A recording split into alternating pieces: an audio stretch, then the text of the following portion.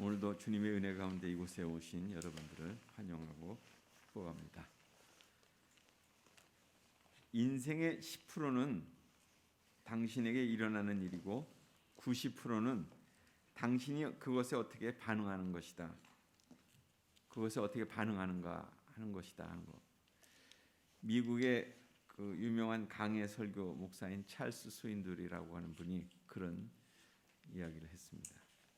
그러니까 인생에서 문제를 만났을 때에 그 문제보다 중요한 것은 어떻게 반응하느냐라는 거죠. 그러니까 문제를 만났을 때 그 문제나 상황이 우리를 바꾸는 것이 아니라는 거예요. 그것에 대해서 어떻게 반응하느냐가 우리 인생을 바꾼다 하는 그런 얘기죠. 그러니까 문제를 볼 때 결국 우리는 믿음의 눈으로 보는 것이고, 또 같은 상황에서 우리가 이미 성경에서 보았듯이 그 가나안 땅을 정복할 때 여호수아와 갈렙이 믿음의 눈으로 보았기 때문에 그들의 반응은 달랐지 않았습니까? 오늘 이런 전제를 가지고 오늘 말씀을 이제 살펴봅니다. 지난주에 블레셋과의 그 전쟁터에서 소년 다윗이 참 용감하고 믿음 좋은 모습으로 그렇게 행동했습니다. 그래서 골리앗을 넘어뜨렸잖아요. 그 이후에 결국 사울 왕의 시기와 질투를 받아서 그는 힘든 문제가 그에게 이렇게 엄습해 오자 그는 두려웠고, 그리고 그는 결국 도망을 가기 시작한 것입니다. 그러니까 그가 당한 문제를 회피하고 싶었던 거예요. 그것이 오늘의 본문의 내용들입니다. 그 배경을 살펴본다면 오늘 22장 이전인 21장에 보면 이런 일이 있었습니다.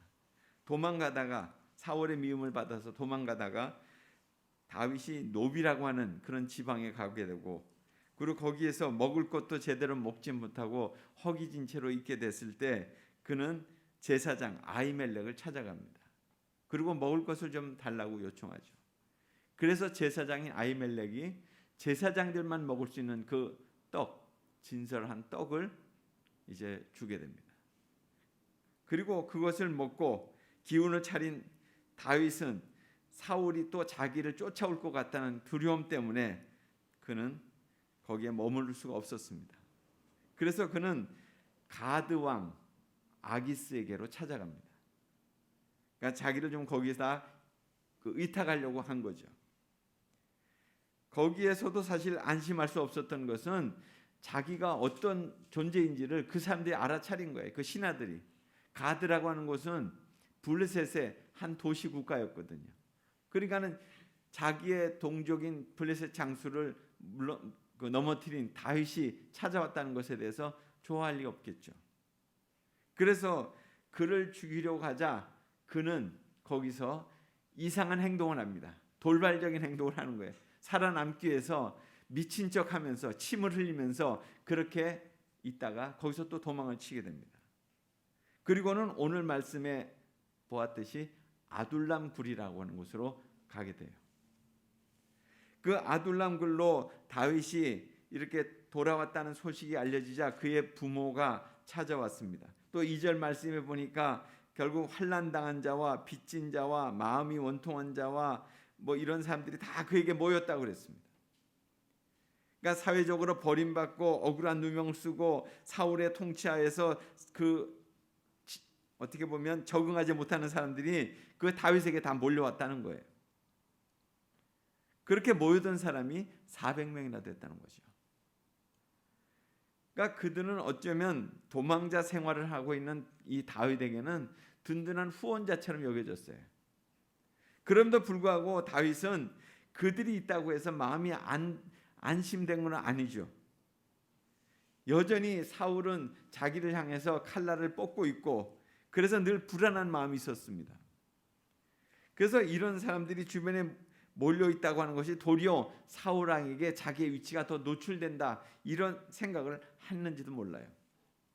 아무튼 다윗은 더 이상 그곳에 머무는 것이 안전하다 생각하지 않았기 때문에 그는 모압 왕을 찾아가서 망명을 요청합니다. 나를 좀 받아달라 요청하는 거예요. 모압 왕이 다윗의 명령을 받아들이자 그의 부모를 모시고 모압 지역으로 옮겨갑니다. 왜 이렇게 다윗이 모압으로 부모와 함께 망명을 했는가 하는 거예요. 왜 자신이 자라온 고국 땅을 버리고 이방 나라로 망명을 가야만 했느냐 하는 것이죠. 그러니까 결국 이스라엘 땅 거기에 더 발붙일 수 없다고 하는 것 때문에 그렇게 한 거 아니에요. 한때는 그가 참으로 그 이스라엘 민족의 영웅이었어요. 그런데 지금 그렇게 도망자의 신세가 됐어요.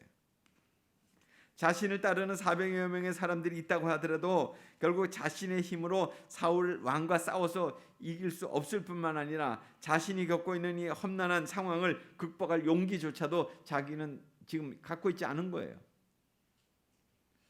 모압으로 망명한 다윗에게 오늘 말씀의 마지막을 보면 하나님의 선지자가 찾아와 가시라고 하는. 그리고 다윗에게 그렇게 말합니다. 너는 이 요새에 머물지 말고 유다 땅으로 돌아가라. 선지자는 지금 다윗이 머물고 있는 그 모압 땅을 요새라고 이렇게 얘기합니다. 요새는 어떤 곳입니까? 그러니까 어떻게 보면 외적들의 어떤 침략을 이렇게 막아내기 위해서 접근하기 어려운 안전한 지역을 이렇게 만들어 놓은 곳, 그런 장소가 바로 요새라는 거 아니에요? 다윗은 지금 모압이 자신의 요새와 같았다는 거예요. 사울을 피할 수 있는 가장 안전한 곳이라고 그렇게 모압을 생각했다는 거죠. 그래서 지금 선지자 갓이 그렇게 얘기하는 거예요. 그러나 시편 18편 2절에서 보면 다윗은 이런 고백을 했습니다. 여호와는 나의 반석이시오 나의 요새시오 나를 건지시는 자시오 나의 하나님이시오 나의 바위시오 나의 방패시오 나의 구원의 뿌리시오 나의 산성이로다. 이런 고백을 했거든요. 그러니까 요새는 다윗에게 있어서 하나님이셨어요. 그런데 지금 그렇게 늘 생각하고 있었던 것이 그의 믿음이었습니다. 그런데 오늘 본문에서 보면 다윗은 자신의 요새를 하나님 대신에 모압으로 지금 삼고 있는 거잖아요. 지금의 상황이 너무나도 두려운 나머지 하나님을 전적으로 신뢰했던 그 확고한 믿음이 사라지고 그리고 모압이라고 하는 그런 세상을 의지하는 것이 자기의 피난처가 된 거예요. 그래서 자기의 요새로 모압을 삼은 거예요. 그래서 하나님께서는 선지자 갓을 보내셔서 내가 피난처의 요새로 삼고 있는 그 모압 땅을 떠나서 유다로 올라가라 이렇게 말씀하시는 겁니다. 유다는 어떤 곳입니까? 사울 왕이 자신의 생명을 호시탐탐 노리는 곳, 그곳이 바로 유다 땅이었어요. 사울 왕궁이 가까이 있는 곳입니다. 하나님께서 지금 다윗에게 그 유다로 올라가라고 말씀하시는 거예요. 유다를 올라가는 것이 다윗에게는 더 위험한 일이 되겠죠. 사울 왕을 피신해서 모압으로 왔는데 다시금 사울이 있는 그곳으로 되돌아가라고 한다고 할 것 같으면 그것이 참으로 마음에 얼마나 부담이 컸겠어요.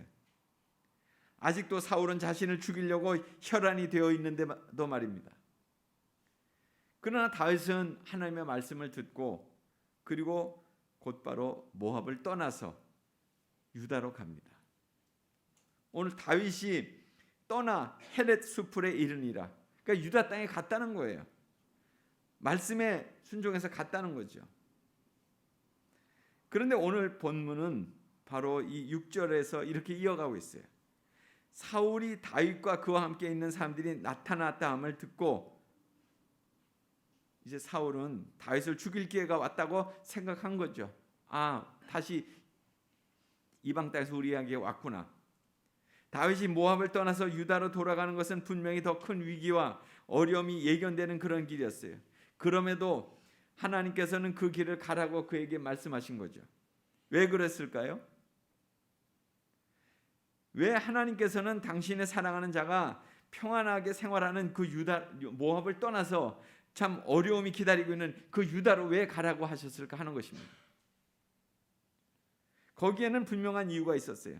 첫째는 다윗이 모압 땅에서 의지했던 것은 하나님이 아니라 뭐였습니까? 사람이었잖아요. 그는 모압을 지금 의지하고 있는 거예요. 하나님께서는 당신의 백성들이 어떤 어려움에 처하든지 오직 하나님만을 의지하고 하나님을 피난처요 요새로 그렇게 삼기를 원하신다는 거예요. 믿음이 좋았던 다윗도 어려움을 당하게 될 때 하나님을 의지하는 그런 마음을 잃어버리게 되고 그리고 모압을 의지했어요. 결국 세상을 의지했다 그런 말씀이잖아요. 사람을 의지하고 세상을 의지해서 어려움을 이겨내려고 하는 다윗에게 있어서 하나님께서는 오직 하나님만을 의지하고 살아가도록 어려운 시련이 기다리고 있는 그 유다로 가라고 했다 하는 것입니다. 여러분, 아무리 믿음이 좋은 사람이라고 할지라도 눈앞에 큰 위기와 어려움을 닥치게 되면 사실 평소 가졌던 자신의 어떤 믿음과 다른 행동을 하거나 또한 믿음 없는 사람처럼 그렇게 생각하기가 쉬워요.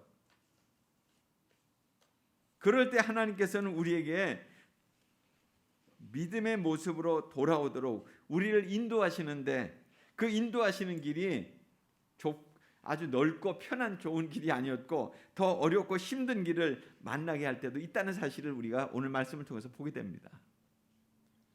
그러니까 위기와 고난과 어려움이 겹겹이 쌓여 있는 우리의 삶에 연속되고 있는 이때 우리가 우리 자신을 한번 돌아보는 거예요.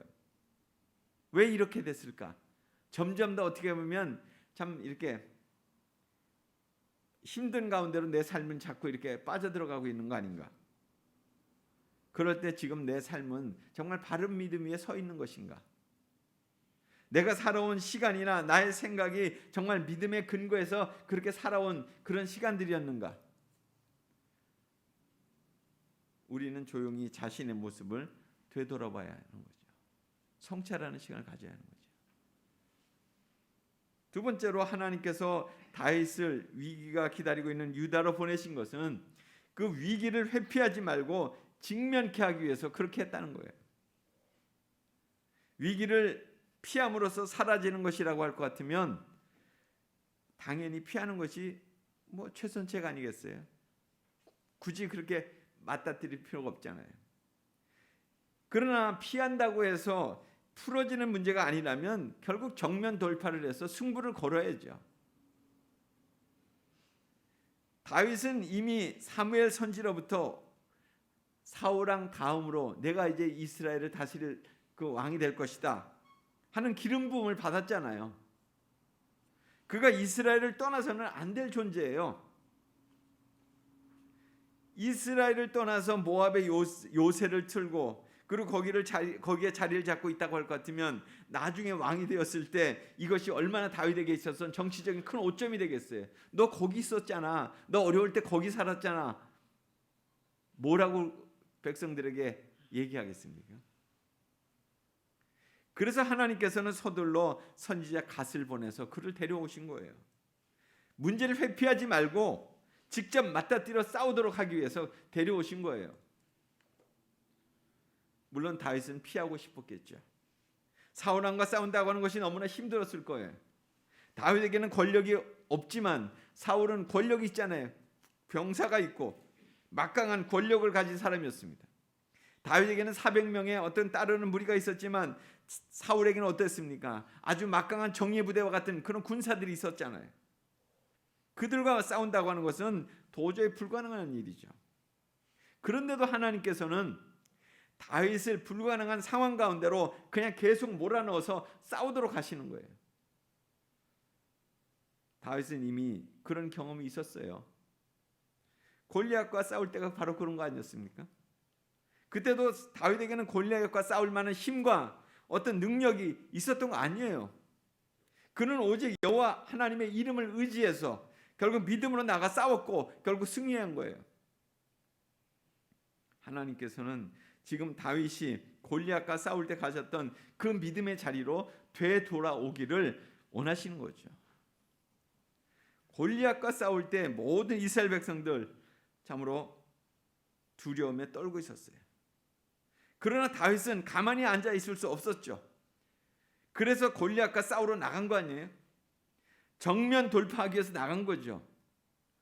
자신에게는 힘이 없었지만 하나님을 의지하고 정면 돌파하고자 했어요. 그래서 결국 어떻게 됐습니까? 이겼잖아요. 지금 그런 믿음의 자리로 나아가라고 그렇게 말씀하시는 겁니다. 그것이 어려움을 극복하는 최선의 길이요, 또한 그렇게 함으로써 다윗의 앞날에 가장 좋은 길이 열리기 때문에 그렇게 하라고 하는 것입니다. 여러분, 우리가 당면한 문제 가운데서 우리의 삶을 힘들게 하는 그런 어려움과 또한 위기 가운데서 회피하고 싶은 것이 있다고 할지라도 어차피 내가 감당해야 될 것이라고 한다면 그냥 주저치 말고 그냥 맞서 싸우세요. 그래서 승리하시기 바랍니다. 특별히 영적인 싸움에서는 회피라는 것이 없어요. 오늘 신약의 말씀에서도 보면 베드로 사도가 우리에게 이렇게 권면하잖아요. 근신하라, 깨어라.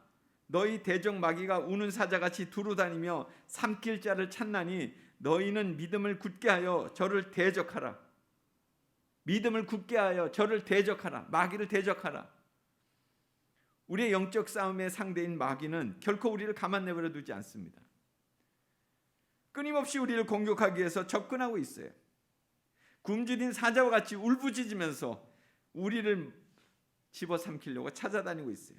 우리를 넘어뜨리기 위해서 그 마귀가 두루 다니고 있어요. 우리가 그 마귀를 피해서 숨는다고 해서 마귀의 유혹과 어떤 시험에서 우리가 안전해질 수 있다는 것은 아닙니다. 우리가 어디를 가든지 어디 가서 숨든지 마귀는 우리를 찾아내요. 그래서 우리를 공격해 올 것입니다. 우리가 마귀를 이길 수 있는 방법은 오직 하나, 맞서 싸우는 것뿐이에요. 우리의 반석이시오 능력이 되시는 예수님의 이름을 가지고 맞서 싸우는 것입니다. 그게 마귀를 이기는 방법이기 때문에 그렇습니다. 오늘 본문에서 교훈받는 하나님의 방법 두 가지입니다. 첫 번째는 하나님을 의지하라는 거예요. 전적으로 하나님을 의지하라는 것입니다. 어떤 경우와 처지에서든지 하나님을 자신의 삶의 전부로 삼으라는 거예요. 우리의 인간적인 생각들은 조금 편하거나 가능성 있는 것들을 자꾸 찾아가려고 하죠. 뭐 그렇게까지 하지 않아도 가능한 방법이 있지 않겠어? 이런 생각이 드는 거예요. 그러나 그것들은 돌아가는 방법이에요. 돌아가는 것. 결국 시간을 더 보내는 거죠. 다윗의 행로를 봐도 그렇지 않습니까? 갈 필요가 없는 블레셋 땅에 갔어요. 모압 땅에 갔어요. 그건 뭐예요? 인간적인 방법들을 구하고자 해서 간 거 아니에요? 어려울수록 정도, 하나님을 찾는 것이 답이에요. 궁리를 하면 할수록 그것은 시간을 더 보내게 되는 것이고 더 많이 하게 됩니다. 가능하면 빨리 하나님을 의지하는 것으로 선택하십시오. 거기에 우리의 인생에 답이 있다는 것입니다. 하나님을 전적으로 의지하는 것. 두 번째는 위기를 피하지 말라는 것입니다. 위기가 기회라는 말이 있잖아요. 하나님 편에서 볼 때 그것이 더 분명히 알 수 있습니다. 위기를 겪지 않으면 더 좋을 텐데 그래서 조심스럽게 행동해요. 그러니까 오고 있는 문제들에 대해서 눈을 감아버린다면 그게 해결되는 것입니까? 아니잖아요. 문제에 대해서 분명한 인식을 갖고 정면으로 맞닥뜨리는 거예요. 피하는 것은 순간의 도움이에요. 그냥 순간의 도움일 뿐이에요. 그러나 돌파, 그것은 나의 믿음과 최선의 선택이 되는 결과가 올 거예요. 돌파하는 것. 그러니까 하나님이 이끄시는 방법은 오늘 다윗을 통해서 보는 것처럼, 말씀을 통해서 보는 것처럼 정면 돌파예요. 하나님 우리의 마음 한가운데로 오시는 분이에요. 믿음으로 결정하고 기도하고 그렇게 행동한다고 할 것 같으면 주님은 분명 함께 하실 것입니다. 그 순간을 놓치지 마시기 바랍니다. 우물쭈물하다가 어쩔 수 없이 그냥 그렇게 떠밀려서 행동하게 되면 우린 분명히 후회하게 될 거예요. 그럴 때마다 그렇게 기도하세요. 나의 생명도 주님 것입니다. 나의 가정도 주님 것입니다. 나의 일터와 사업도 주님 것입니다. 우리의 교회도 주님 것입니다. 우리의 나라도 주님 것입니다. 이렇게 기도하시면서 나가는 거예요. 결국 거기에 우리의 길이 열리는 것입니다. 범사에 주님을 인정하는 믿음으로 행한다면 주님은 우리를 축복하시고 도우실 것입니다. 그 믿음의 길에 우리 모두가 서게 되기를 간절히 소원합니다. 같이 기도하겠습니다. 하나님 아버지, 오늘도 주님의 말씀으로 우리를 다시 한번 새롭게 일깨워 주셔서 감사합니다.